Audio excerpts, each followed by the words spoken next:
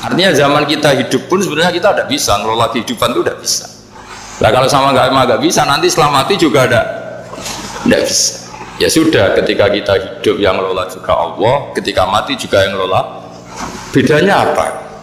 Nah, ini di sini terus kita dilatih inna sholati wa nusuki wa mahyaya wa mamati lillahi rabbil alamin. Tapi kenapa kita ragu terhadap kehidupan setelah kematian? Karena ketika kita hidup seakan-akan kita tahu cara hidup. Makanya Allah itu tersinggung betul ketika ada orang merasa bisa ngelola cara hidupnya. Makanya kata Allah, kalau gojlok orang-orang yang kepedean itu, kalau kamu top, mbok jangan mati. Itu falaula in kuntum ghairu madinin tarji'unaha in kuntum shadiqin. Kalau kamu merasa top itu jangan mati. Di mana-mana mati itu tidak top. Falaula idza balaghatil khulqum wa antum khina idin tanzur. Mbok ketika nyawa kamu sudah sampai kerongkongan, kamu tarik lagi supaya kamu tidak mati. Mati itu tidak top. Katanya kamu top kok mati. Jangan mati. Kalau top itu jangan mati, jangan miskin, jangan tua, jangan jadi jelek. Pokoknya top terus itu. Itu digocol sama Allah. Tapi orang itu lupa bahwa nah ketika sehat begini kita seakan-akan ngelola kehidupan. Nah gara-gara merasa ngelola seakan-akan kalau mati lalu saya gimana ya kalau mati. Nah cara berpikir masyarakat gini, kalau kampung ini mau dibalik sama Allah, mau ada adab, logikanya yang tahu akan ada adab itu pasti sudah pergi. Padahal Nabi Yunus pergi ini bukan karena takut adab, mangkel. Nabi Yunus itu minggat tadi abaqo itu. Abaqo itu kalau dalam bahasa Arab pergi gak pamit itu. Kalau orang Jawa bilang minggat. Kalau itu sebenarnya saking mangkelnya, saking emosinya, beliau akhirnya meninggalkan kaumnya tanpa pamit.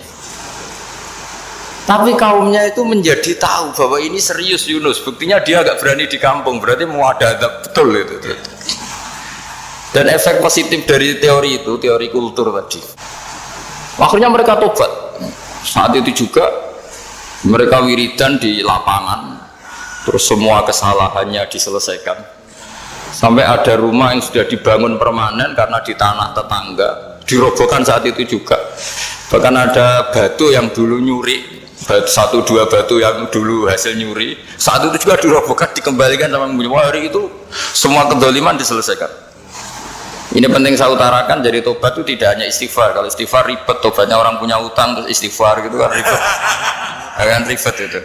Ada punya utang terus minta maaf itu kan ribet itu. Harus diselesaikan itu. Tobat diterima sama Allah.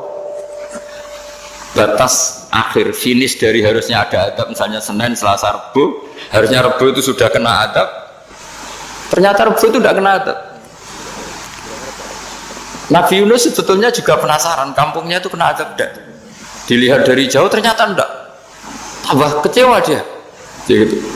Wah ini saya kalau pulang pasti dibunuh karena saya jaga pembohong. Di masyarakat situ ada aturan siapa yang bohong dibunuh. Padahal Nabi Yunus ngumumkan nanti Rebu ada azab, kira-kira gitu.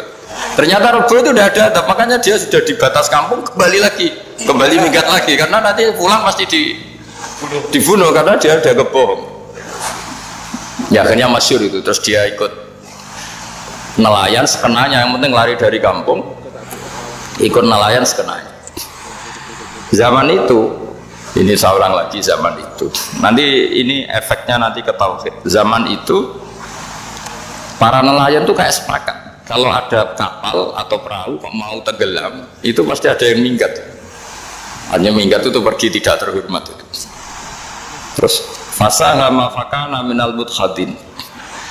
Nah, dulu tuh orang sudah punya peradaban. Ini cerita kultur, sudah punya peradaban. Punya peradaban.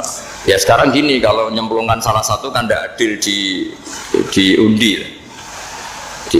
Ternyata yang keluar dia Nabi Yunus. Terus mereka tahu ini orang nggak pantas dikorbankan karena Nabi di mana-mana itu ganteng. Memang Allah itu punya sunat unik. Nabi itu harus paling ganteng di kampungnya. Nasabnya juga harus paling baik. Kabar-kabarnya juga istrinya harus paling cantik. Itu memang aturannya gitu. Nggak tahu saya. Dulu saya juga janggal, kenapa Nabi aturannya harus gitu. Tak angen-angen di pemimpin elek ya isin itu maksudnya. Misalnya pemimpin dia masak keriting itu kan piye gitu rasanya itu.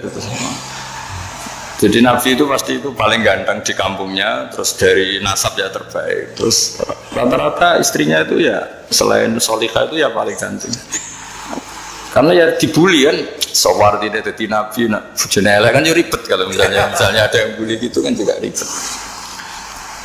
Singkat cerita terus dia akhirnya ditenggelamkan, dibuang karena beliau seorang nabi. Faltaqamahul khut, beliau ditelan ya. Iltiqam itu tidak digigit, ditelan ya. Karena ditelan beliau tidak mengalami dikunyah, ditelan. Iltiqam itu ditelan. Karena beliau seorang nabi, di dalam batnil khut itu di perut itu dia wiridan, dan barokahnya wiridan itu perut ikan ini menjadi masjid. Dia nyaman di situ, nyaman karena terus ngalami karomah lah. Andekan wali itu ngalamin karomah. Nah, kesimpulan dari cerita ini itu apa? Masyarakat itu akan selalu dengan kulturnya sendiri. Para nabi juga punya kultur sendiri. Dan Allah yang ngelola itu semua. Saya ulang lagi, Allah yang ngelola itu semua. Makanya terus dua kultur ini kalau Allah menghendaki itu gampang sekali. Akhirnya yang terjadi apa? Nabi Yunus jadi kasih sanksi Allah karena pergi tidak pamit. Masyarakatnya justru enggak, karena tobat. Dan tobatnya masyarakatnya ini karena kekeliruan Nabi Yunus. Keliru dengan makna bukan dosa. Andai kan Nabi Yunus saat itu kok di rumah ingin menyaksikan adab, itu masyarakat mesti gak percaya kan ada adab. Mau ada adab kok dia di rumah gitu. Jadi unik, Allah cara ngelola masyarakat itu unik. Nah, dari keunikan-keunikan cara Allah ini kemudian lahirlah ilmu yang bernama ilmu tauhid, ilmu tawakal, ilmu pasrah nang pangeran itu. Karena kemarin pas Pak Yusuf sama Bu Sulis sowan saya itu tak beri cerita agama itu milik Allah. Jika teori yang dikatakan manusia itu ya teori saja, tetap semua itu di tangan Allah. Ya saya saat itu cerita, misalnya saya ditanya, ini besi, materi besi dengan kaca itu kuat mana? Mesti kita menjawab kuat besi. Tapi saya yang mengendalikan besi dan kaca. Ternyata saya punya merencanakan menghancurkan besi, menetapkan kaca ini tak simpan, akhirnya puluhan tahun. Yang ini saya rencanakan saya hancurkan itu. Andai kan si yang menjawab tadi tahu rencana saya, mesti kuat bilang kuat kaca. Makanya contoh paling gampang tadi, dinosaurus itu hewan paling kuat malah musnah. Pitik yang nggak kuat sampai sekarang.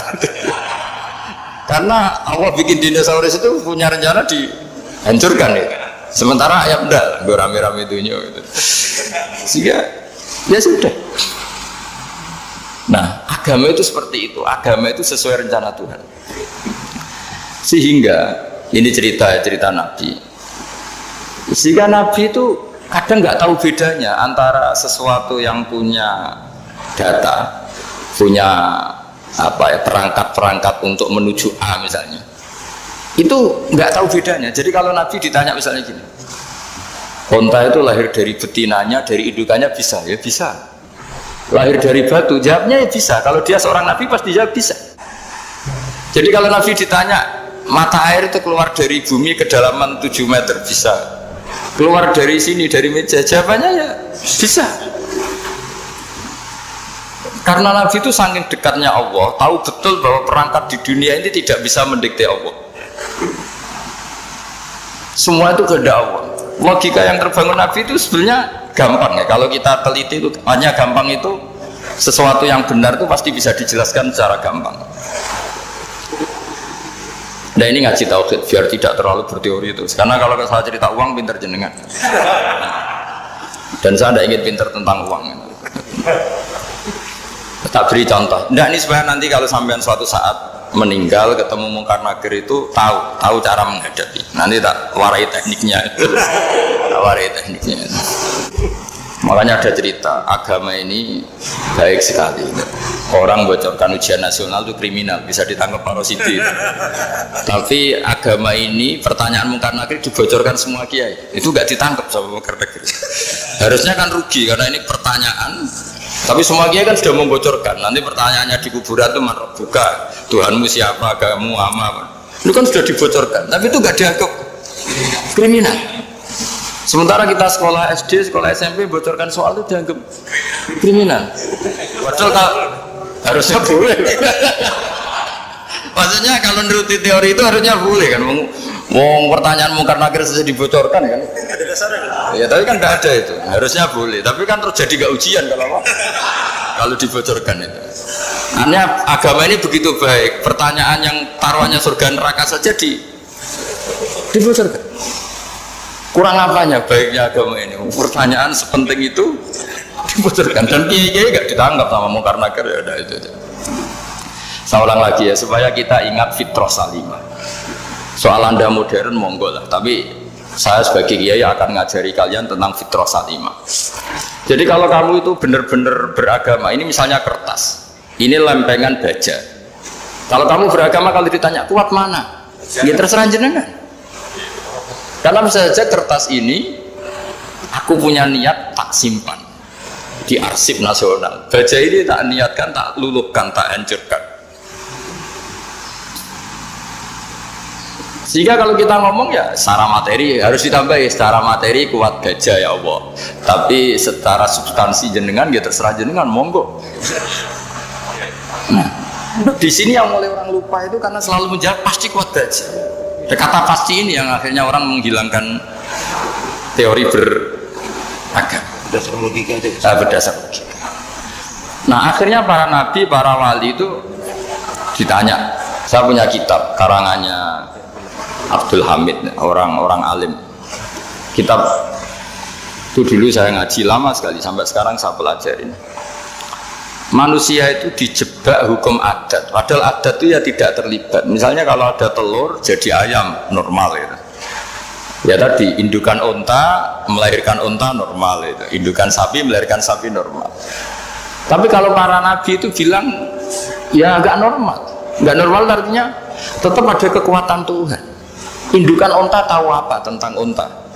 Dia punya kekuatan apa? Bisa melahirkan unta, bisa menciptakan unta di perutnya, bisa ada jantungnya, ada paru-parunya, ada ususnya. Dia bisa apa? Di situ ada tangan Tuhan. Gitu. Karena para nabi cara berpikir gitu melihat tembok ya sama. Tembok sama indukan unta itu sama, sama-sama mungkin mengeluarkan unta. Sehingga ketika Nabi Soleh ditanya, bukti apa kekuasaan Tuhanmu? Apa bisa mengeluarkan unta dari batu besar ini? Jawabannya Nabi Soleh ya bisa, langsung saja bisa.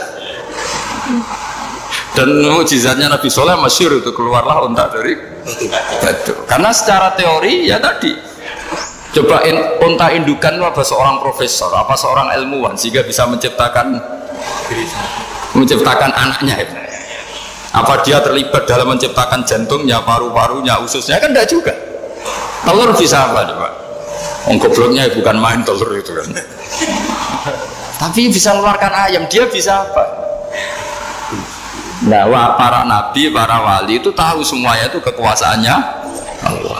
Nah, kalau karena kekuasaan Allah bedanya apa dengan tembok? Makanya Nabi Muhammad ketika di padang pasir semua sahabat bingung, nggak ada air, ya Nabi santai aja. Ini gimana Nabi nggak ada air, nanti orang mati kehausan. Nabi ya santai aja. Kamu ingin air katanya? Iya.